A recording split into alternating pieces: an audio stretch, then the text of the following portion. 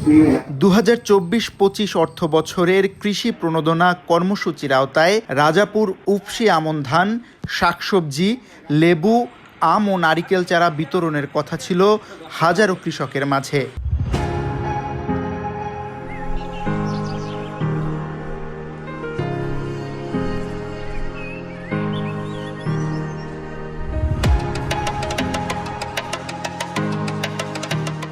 বরাদ্দ অনুযায়ী 420 জন ক্ষুদ্র প্রান্তিক কৃষকের জন্য ছিল বীজ সার, 120 জনের জন্য ছিল শাকসবজির বীজ, 180 জনকে লেবু চারা, 130 জনকে আমের চারা এবং 500 কৃষক ও 120টি প্রতিষ্ঠানে নারকেল চারা দেওয়ার কথা ছিল। তাছাড়া 64টি কৃষক সংগঠন এবং 1750 শিক্ষার্থীর জন্য ফলদ চারা বরাদ্দ ছিল। কিন্তু বাস্তবে মাঠ পর্যায়ে এই প্রণোদনার অনেকটাই পৌঁছায়নি কৃষকদের হাতে। অভিযোগ, তালিকায় নাম থাকলেও অনেক কৃষক কিছুই পাননি। কেউ কেউ একাধিকবার উপজেলা কৃষি অফিসে গেলেও ফিরেছেন খালি হাতে। আমি কৃষি করি, আলু করি, আমি মানে বলছি যে জায়গা পায় তারা কোনো গ্রাহ্য করে না। আমি কোনো সরকারি কোনো জিনিস আমি পাইনি। দানি জমি আমি 5 কিলো আমি চাষি করি, 5-6 কিলো এইভাবে।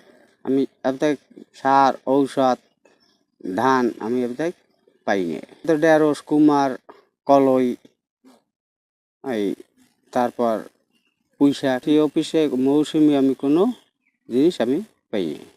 হিসেবে আমি চাইয়া আমারে কোনো সময় দেয় নাই। সরকারি কৃষি অফিসে কিছু আমি পাই নাই, সার বা ধান বা কোনো ডাইল, কোনো কিছু না, ওষুধ।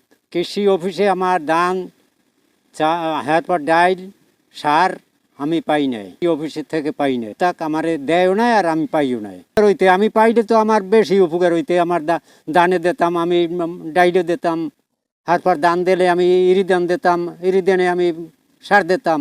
হয়তো আমি কিছুই পাই না। আমি 8 বিঘে দানা দামি চাষ করি, ইরিদান দিয়েছি এবার আরো ইকুরা, আমি কিছুই পাই না। সরকারি অফিসে গেছি, বলছে তারা খালি যা দেওয়ার দিয়ে দিয়েছে, আর পাবে না। আমি কিছু পাই না। দেওয়ার পরে তারা বলে কৃষি অফিসে সার নাই কোনো, আমি আর যাই না।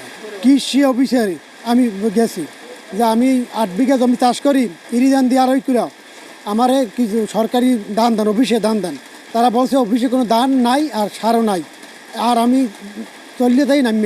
অভিযোগ রয়েছে, এসব বরাদ্দ প্রকৃত কৃষকদের বদলে রাজনৈতিক পরিচয়ধারী ও প্রভাবশালীদের হাতে তুলে দেয়া হয়। অনেকেই কৃষক না হয়েও সুবিধা নিচ্ছেন।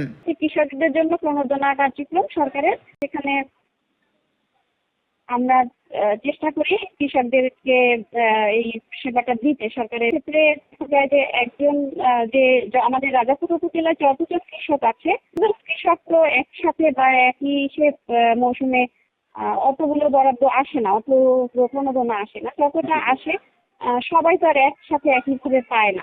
সরকারি বরাদ্দ বাস্তবায়নে অনিয়ম ও রাজনৈতিক প্রভাব পড়লে কৃষকরা কখনোই উপকৃত হবে না, এমনটাই বলছেন সচেতন মহল। তারা মনে করছেন, প্রণোদনার সঠিক তালিকা ও মনিটরিং না থাকলে সরকারের উদ্দেশ্য ব্যাহত হবে এবং কৃষি খাত ক্ষতির মুখে পড়বে।